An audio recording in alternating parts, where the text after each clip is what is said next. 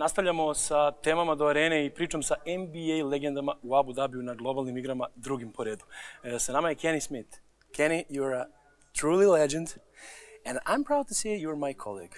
Yes. So, in Serbia, where I come from, you have a lot of fans. Yeah, and you have a lot of great players. Thank you so much. We're going to talk about it, I hope. So, a lot of guys respect you, but I have an opinion that maybe your NBA career, which was amazing, you're a real champ, is a little bit underrated. Do you have that opinion from this standpoint? No, I don't think it's underrated because in the moment that I was playing, it was appreciated. Yeah. You know, so in college, you know, I was college All-American, Player of the Year, NBA champion. It's appreciated in that moment. But we're talking about, 30 years later. Yeah. So my kids, they've never seen me play. Yeah. So so I don't look at, I think just people move on, they forget. It's like great music. Yeah. Sometimes people forget the great songs. Exploring for new things. For new music. There it is. Yeah, I got you. But if you had inside the NBA back then, what would be your thought about Kenny Smith's game? Oh, I would say Kenny Smith is a good leader. He always seems to have to figure out the right moments to be really productive and really special in the right moments. And I would say he was a good dunk contest participant, and he looks like a great teammate. That's what I would say about him. And a good-looking guy. Yeah, that's all in. So the favorite moment, is it 7 triples against Magic? Maybe. That's my favorite. Playoff moment. What's your moment for the first impression? The playoff moment, I don't know if there's one. It's kind of like a collage of things. The whole playoffs is so exciting, and the championship runs are so exciting. I would say the second championship was more exciting because we weren't expected to win. Yeah. The first championship, we were the favorite. Yeah. The second championship, every series, we were the underdog. Yeah. We didn't have home court advantage. So that was much more fun. That's maybe the fun thing to get into the story about the Serbian basketball, Serbian players. So to defend a championship title, they said it's even tougher. You know, yeah. So Nikola Jokic have won the title. I want you to say your expression about him, and tell me, does it seem to you that he's again one of the guys with the Nuggets which can defend the championship title? Do you see hunger in that team, and do you see them as a maybe favorites to win it? But they're definitely a favorite to win it. They have Jokic as a player, as you asked me, I think is a complete basketball player in terms of skill, passing, shooting, ball handling. His defense is a little underrated at times.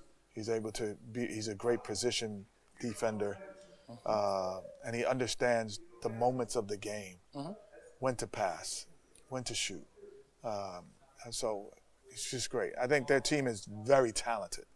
So because they're young in a lot of positions, I think that they will be able to really be a really great defender of their championship because of their youth. They will have youthful energy, and where sometimes when you have a veteran team, it's tough to keep doing it year after year. Yeah. International basketball, I mean, still staying at Serbia, but when did you saw the moment that international players and basketball was just picking it up? I would say it was in my senior year in college. Before I got to the NBA. What happened was because of the influx of coaches that went to Europe to do clinics and to coach from America, sharing the knowledge. And then players are everywhere, but the knowledge is not everywhere. There's probably, great cooks, chefs everywhere, but the knowledge of how to cook is different. So I think when they went over the coaching and started teaching the game, I think that was the biggest part. Amazing. Thank you for the conversation. Thank you. It was nice to meet. Thank you.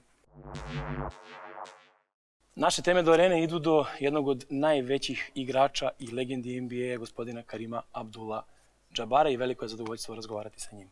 Mr. Jabbar, your legacy is the greatest one. Well, thank you. I'm really glad to being able to speak with you. It's a pleasure. So, as a player, you were a really smart guy, one of the best thinking guys. So, have you ever considered get into the politics? Well, I give my political thoughts to the world through my website. So you can go to KareemAbdul-Jabbar.com and you can find out what I think about the interaction of sports, politics, and popular culture, and what's my opinion of what's going on in the world. And that would be the best way to find out where I'm at on those things. I will do it. The viewers will do it. Thank you. I hope so. So, the main thing most often is the talented guys, which you were amazing talented player, doesn't want to work too much. And extreme workers are not so gifted. So can you give a recap of you over there? What was your talent or hard worker guy? Well, there's certain things you have to work hard at to learn the fundamentals. When you're fundamentally sound, you're competent. Until you're fundamentally sound, you're not all the way there. Yeah.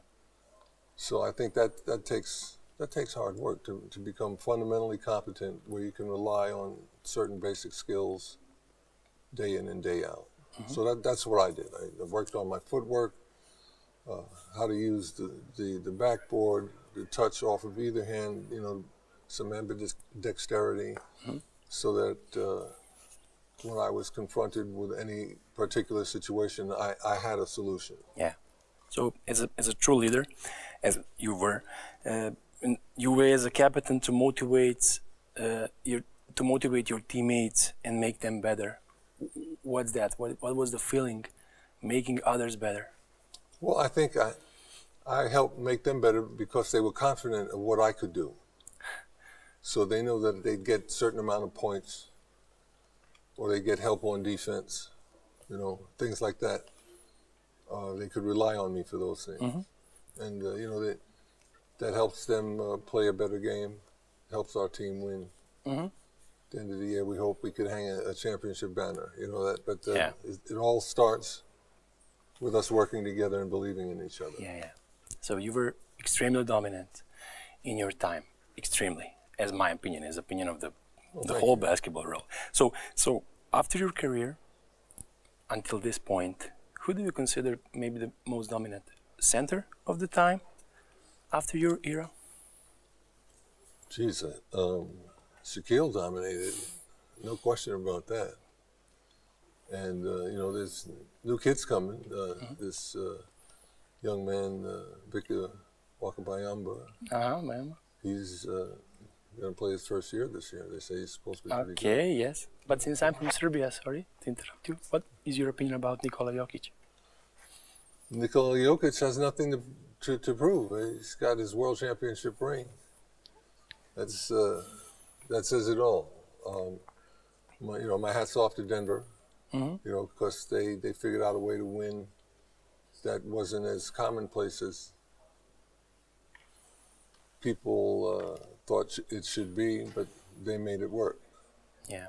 So, my hat's off to them, and they're probably you're probably gonna see more teams play that way when they have a player that can play at the top of the key the way Jokic can, mm-hmm. hitting shots and attacking the basket. Mm-hmm. So that's I guess it's an expansion of the way that people think about approaching the game, coaches and players. And you're the greatest man to ask this. Is it tougher to win it or to defend it? Every time you go out there, once you've won a world championship, appreciate it, because no two are the same. So you got to go out there and do it all over again the same way. And it's a grueling regular season, and the playoffs are long. So anybody that gets that far, they got there because they deserve to be there. Thank you so much, Mr. Jabbar. Nastavljamo dalje sa temama do Arene, a u Abu Dhabiju smo. Još jedna NBA legenda, od svih nabrojanih i od svih ljudi sa kojima smo razgovarali, nije NBA šampion, ali niko ne bi rekao da nije. majstor crossovera, jedan od najboljih igrača na svojoj poziciji u istoriji, gospodin Tim Hardaway. Tim, I'm really, as I said, blessed to have you, that we can make this conversation. So thank you for the time. No, thank you. Appreciate you. So the topic would be your NBA career, which was really amazing, and the stuff around that. So the very first thing I would like to ask you, with University of Texas El Paso, you was on the many championships. I mean, on the NCAA March Madness. Right. So you got some nice games, some bad games, but did that give you a boost for the beginning of the NBA career, especially because the last season was really, really, really good. Yeah, The NBA. you know, I'm gonna say this. I had when I was growing up, I had the best of two worlds. When I went to Chicago, I played against pros during the summer. I played against Isaiah Thomas, Mark Aguirre, Ricky Green. We had European pros that come back. So I had the best of two worlds where I played at school. When I come home, I played with pros and then get tutelage from the pros. And so I learned from them. I understood what they was talking about. And so I was really playing in the pros during the summer. So the transition from going back home to playing in college wasn't really a transition. It was like, I got to just keep going and keep playing the same way.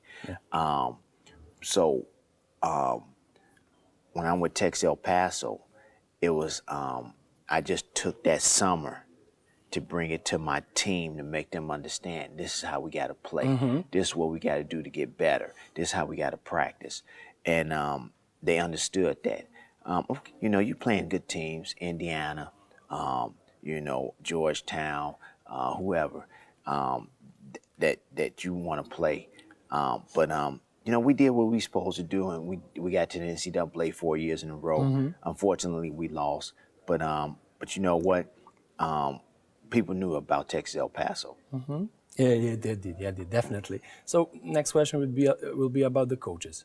So collaborating with Don Nelson at the beginnings, then with the Godfather. So can you make any comparisons, and can you say us something big about those two extremely huge, big coaching names? Well, first of all, I had 3 Hall of Fame coaches. My college coach, Don Haskins. Yes, I Okay, Don Nelson and Pat Riley. I was fortunate to play for 3 Hall of Famers.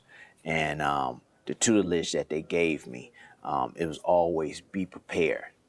All right, that was first thing, being prepared. Second thing is understanding your teammates and how you make your teammates better. Okay, and paying attention to details. And that's what I got from all 3 of them. Yeah. Okay, you know, I was fortunate that my talent had my coaches give me the key to run the team. And that comes from the background that I came from in grammar school and in high school with my coaches then. I know how to run a team. I know how to make people better. I know how to give people confidence. So that's what I got from Chicago. And they just helped me to round my game up into, you know, running their team. Yeah, when you said Chicago, and you're a Chicago native, can you describe in just one word the Chicago-born and raised athlete? You got to be tough. Tough. Tough is a word. You got to be tough. Tough is a word. Yeah. You got to be tough. Nice. So okay, Warriors days, Heat days, you were amazing. Everybody knows almost everything about that. But as your son is a part of the Mavs, which are here in Abu Dhabi, and I suppose that you're really proud of your son. Yes. Yeah, I'm really glad to hear that. So you had a Dallas Mavericks season, and late February, you go to Nuggets. So was it a bad moment for you? Yeah, that was a bad moment for me. I wanted to stay with the Dallas Mavericks. I wanted to. Sorry to interrupt, but you had amazing games wearing the Mavs jersey that season. Yeah. But they, you know what? They want to, I guess, get a little bit younger, which they did with Nick Van Exel and Ray LaFrance.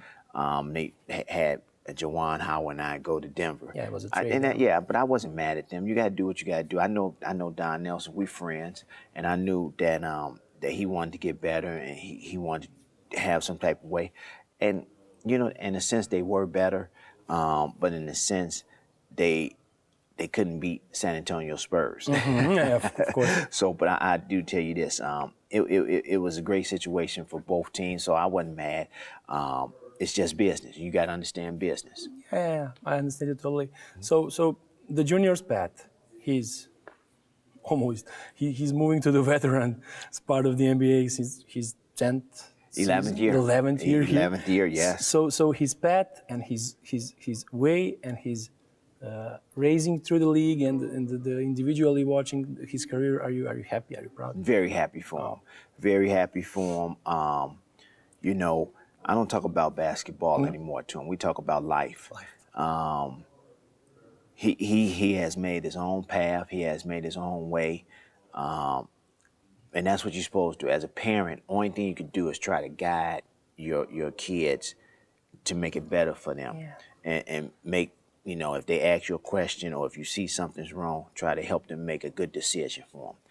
And that's what I try to do for my kids. Mm-hmm. And but he's made, really good decisions for himself. And he's still learning. He's only 31 years old. Yeah, but learning. He's still learning. So, like I say, parenting never stops. Of course, parenting never stops. But I'm happy for him. My wife and I are happy for him, and he's doing great. Mm-hmm. I'm really glad, super glad to hear that. So, smooth crossover, twin cross. I get chilled right now. I'm talking to you about that, but for real, it's for real. So, is it hours practicing fundamentals, or it is maybe you're talented so you could do it faster than the others? What is it? Because nowadays the young guys are not just spending a lot of time with throwing the ball down, fundamental stuff like that. Please tell me your opinion. Okay, this is how I practice. So I was always fast, and I had to control my quickness with the basketball. Yeah. So I used to dribble down the court and try to slow down, chop my steps up. And like I said, I pay attention to detail. I watch film. I watch what I do and how I need to do it and how I need to control myself. And my coaches said, look, you know how to dribble. Yeah. You know how to get to places. You just need to know how to control your speed and slow down a little bit.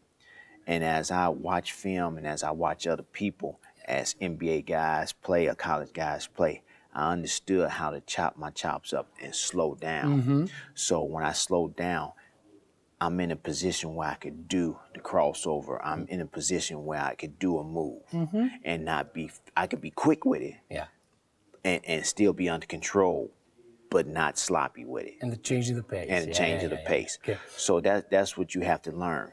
And when I understood how to do that, then it was easy. But I always knew how to dribble. Yeah. Dribble. I dribbled for hours. I just dribbled the ball for hours. And I knew how to dribble, and I knew nobody could steal the ball. You handled it well, yeah. Thanks. But since it was iconic crossover, and you broke a lot of ankles, if you can say like that. We had a deal that you're going to break my ankles too for the end of this interview. I don't know how I'm going to break your ankle. I'm just going to show you what I did. So you go left, I go left. Za kraj ovog razgovora Tim i ja smo se dogovorili da će mi on napraviti crossover, odnosno da će me, kako mnogi kažu, izuti iz patika. Pa hajde da vidimo kako to izgleda. Let's show it to the Serbian audience. Okay. Can we do it? No. Okay. Okay. So this is what I do. So I'm in this position. You in that position. Yeah, I don't want you to shoot. So you don't want me to shoot. Yeah. Because I don't want you to. You get to play however you want to play. Tell me this. Average defender, what was he? Is arm too, or they were like this? Because you're going to kill me if I'm that. Yeah, I'm going to kill you like that. I'm going like this. Yeah, I'm going to kill you. I'm going to kill you like that too. You cannot shot. Shoot. You're just dribbling. Oh, well, you can just you're talking to me. I'm shooting right now. Where's the basket? No. Let's try cross. Anyway, all right. So I got you right now. Yeah. I don't want you to. Because your right leg is up. Yeah. So if I go like this, I'm going past you to the basket. Let's show it a little bit quicker. No, I'm not going to be quicker. Okay. So if I put my if I go like this, Okay. you're gonna have to And drop react. your leg. Then I come back. Double cross me. Yeah. So yeah. So it's not a double cross. It's just a crossover. So I'm coming like this. You got to stop. Tween me. and cross. And I'm coming back. And I'm in out of front the me. building. And you out the building. Yes. Thank you so much. It's amazing. Thank you so much. Thank you, guys. Thank you for the time. Oh, you It was welcome. amazing.